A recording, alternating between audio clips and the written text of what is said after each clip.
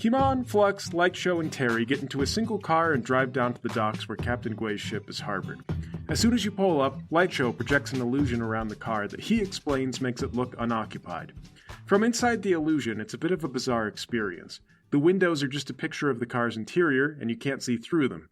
However, Kimon, you can hear through the illusion just fine, and can make out your surroundings that way. This'll be how things are anytime you're all hiding within an illusion. Okay, Flux, I'm gonna give you coordinates, and I'll need you to teleport us to them.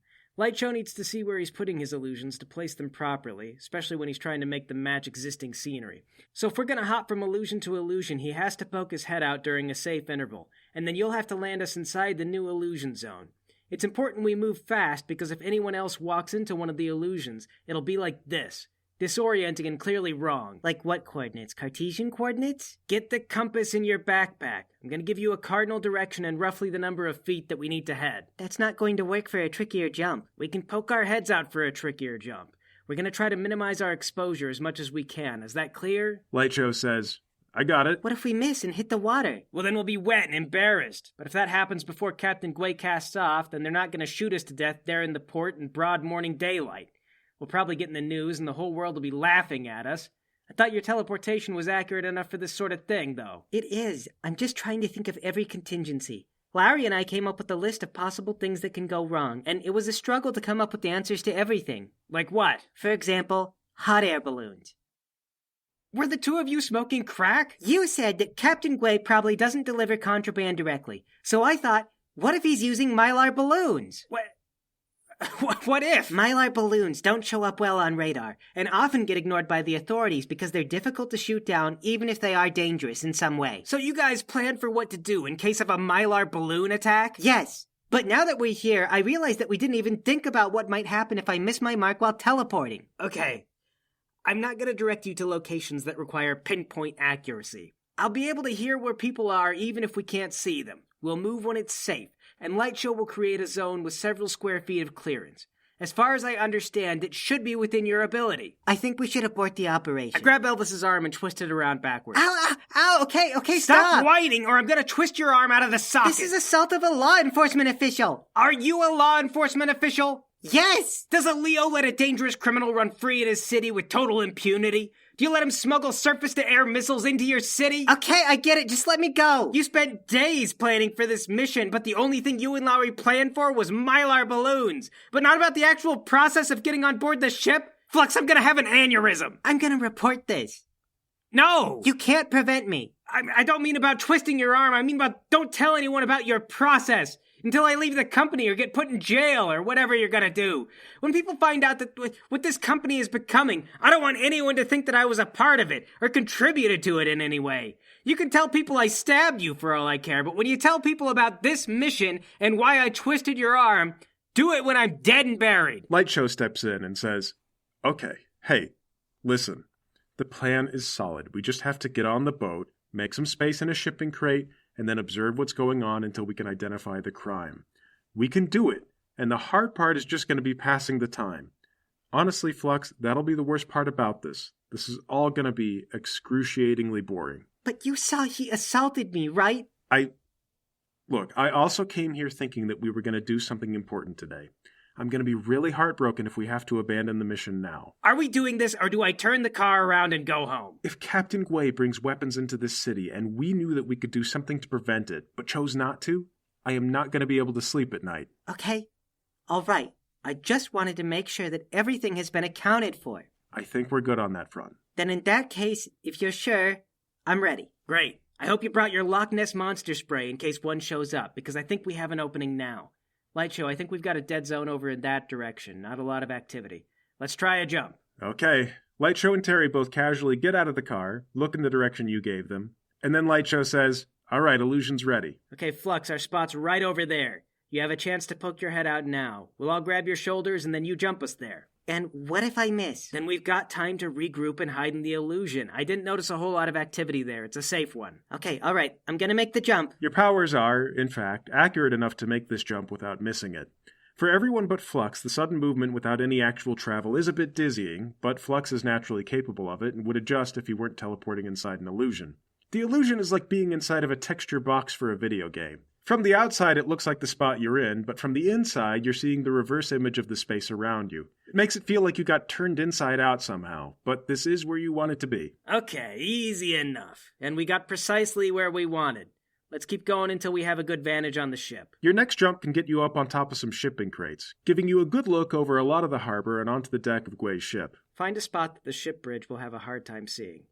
All right, Lightshow, you see that spot right there behind those crates? We can go down there, then make the crate there our home base. Okay, illusion's up. Take us in, Flux. All right, here we go. You come down inside the illusion. Success! All right, now here's the part where timing is critical, because we need to do this before someone walks into the illusion. I tap on the crate and listen to see if I can find a space that Flux could fit. They pack these crates pretty tight. Wasted space is wasted money. But if Flux lays flat, he should be able to teleport to the top of the container and be inside. Okay, Flux, what I need you to do is teleport yourself to the interior ceiling of this shipping crate. There might be a slight drop, so brace yourself. Once you get inside, clear out a little bit more space to get us in with you. Clear space out how? Teleport the boxes inside directly underneath the ship. Directly beneath the water. Don't make a splash. Aren't these boxes someone's property, though? Companies pay insurance for transit mishaps, and if it's really necessary, you can take note of who's looking for the stuff and pay them for the trouble later. It just feels illegal. Call it a civil forfeiture, then. How does that even apply here? I don't think it does. Should it ever apply? The law doesn't say we have to keep property safe, Flux. It's probably just toasters or TVs or whatever. Toss it. What if it's medicine? Then they charge 3,000% what it costs to make the medicine, and you'll never throw enough of it in the ocean to really hurt their profits. Just hurry up before we get made. Okay, but I'm calling Snakeman after this. You teleport inside the container, fall about an inch onto some boxes which you can't make out in the dark, and begin teleporting the boxes beneath the ship, where they sink to the floor of the bay. While you're waiting outside, Lightshow says, "So he can teleport objects away by touching them?" Yeah. How are we just now getting use out of this? Because someone is only just now instructing him to do it. Still, I mean, there must be so many things we could do with that. Like, can he do that to people? In his docket, he reported that the object has to be holding still before he can move it. So a person fighting him would be thrashing around too much. But yes, for sure, we could give Flux flashbangs, and that's the first thing I can think of, at a minimum. Does he have any weapons? I've never seen him carry weapons. So funny thing, he knows a little karate. But there's no advantage there. He can teleport, but I saw how it works out if he has to teleport directly in front of someone. I know. We should give him a gun. I know. Does Lowry know that he should have a gun? I don't know. Does Flux know that he should have a gun? I don't want to have an argument with him at this point. Wait. Okay, I'm ready. I've cleared out some space. Great, take us inside. You guys all go in with Elvis, and there you are. It's dark in here, so without a light, Paul is the only one who can easily tell what's going on by his super senses. I get out my phone and I turn on the light. I snatch the phone away and break it in half. Hey! Quiet down! That was my phone! It was your phone. Now it's destroyed. Was it set to airplane mode, or were we in for another call from Mommy? It was set on vibrate. It wasn't going to ring loud enough for anyone to hear. There was no reason to bring it at all. Catch up with your mom when you get back. It'll be a long, interesting conversation. You can't just do that. Actually, Flux, I wouldn't have destroyed your phone, but I think I might be with Kimon on this one. I don't want to have to fight anybody on board a ship if we can avoid it. We know Captain Gwei is on board, but not much about his crew. Didn't you guys look into that? Did you not think of this while you were preparing for Mylar balloons? Well, that part was obviously basic. It's so obvious that someone should have done it. You know, Kimon, this was your mission. I was told to focus on my patrols until the mission, and that is what I did. I was there when you got that order. Obviously, freeze frame meant for you to focus on your patrols while not neglecting the important duties of the mission. Oh, sure, obviously. I'm sure it was implicit. But look, if any of the crew are known criminals with the ability to conjure fire or something, it's possible they'd hide it from any official record. So even if we had documented information on the crew, we should still assume that there might be unknowns. This is a covert operation, and if it's gonna work, it's only gonna work because it's too ad hoc for Gwei's people to get wise to it ahead of time. Well, can I have my phone back? You can have the large chunks. I take them and try to fit them back together in the dark. Lightshow says, "Did you have a plan for light? I brought myself a reading light and a collection of books." Yeah, I got a light with a battery, but I plan to make limited use of it. We're also gonna want to be careful in the evenings, in case the light shines out of the cracks in the container. Might as well be a signal flare. For that reason, I'm gonna take the night shift and try to rest in the day. I'm gonna unroll my sleeping bag and get comfortable. Are you going to sleep now? Yeah. Why? We got something else to do? I don't know. It just feels like here we are. Shouldn't we do recon? Or they're at their busiest now. They're everywhere. They're getting loaded and prepped to leave. Besides, it's a boat. There's roughly 20 crew. There's not much more to it, and Gwei isn't likely to do any kind of illegal exchange while he's still in port.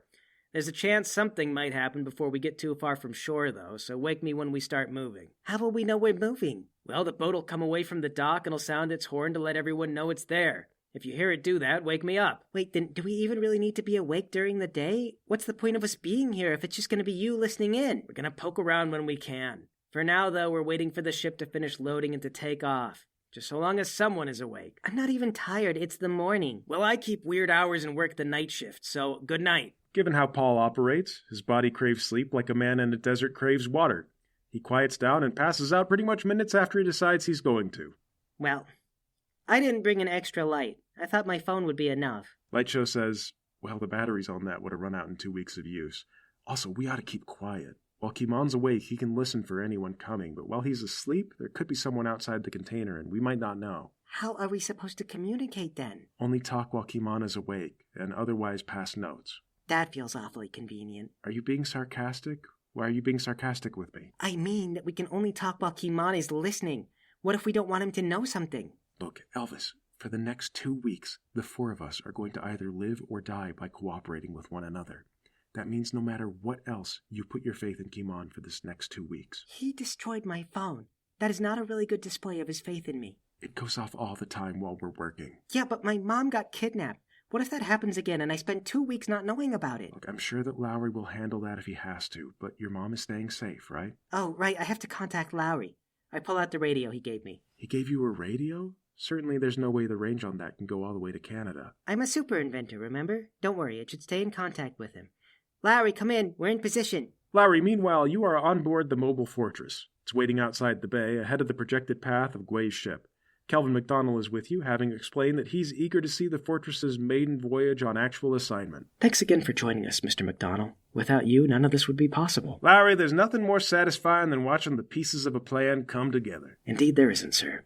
Elvis, this is Lowry. We're also in position, awaiting movement from our target. Keep us updated as often as you're able. Roger, over and out. I put the radio away. Hey, Lightshow, can you shine your light around? Maybe I can find what's left in my phone. What are you going to do with it? Just see if I can get the light working. Just the light? You promise? Yeah, I just need to see what I'm doing in here. I can't sit quietly in the dark for 2 weeks. All right. Lightshow helps you find the pieces of your phone. This takes a good 30 minutes or so to locate the smaller bits. First assault, then vandalism. Or destruction of property. This was an expensive phone. Lightshow says, try not to dwell on it. We're all going to get cranky and miserable as this goes on. Just think about the job. I am! And I sit next to Lightshow, using his light to repair my phone back to working order. The whole thing? Not just the light? The whole phone. Okay, you get to it. Tinkering away, the hours pass you quickly. Lightshow sits next to Terry, and the two of them read from the same book. Eventually, you feel the boat gently lurch into motion, and the horn sounds to announce the boat's departure.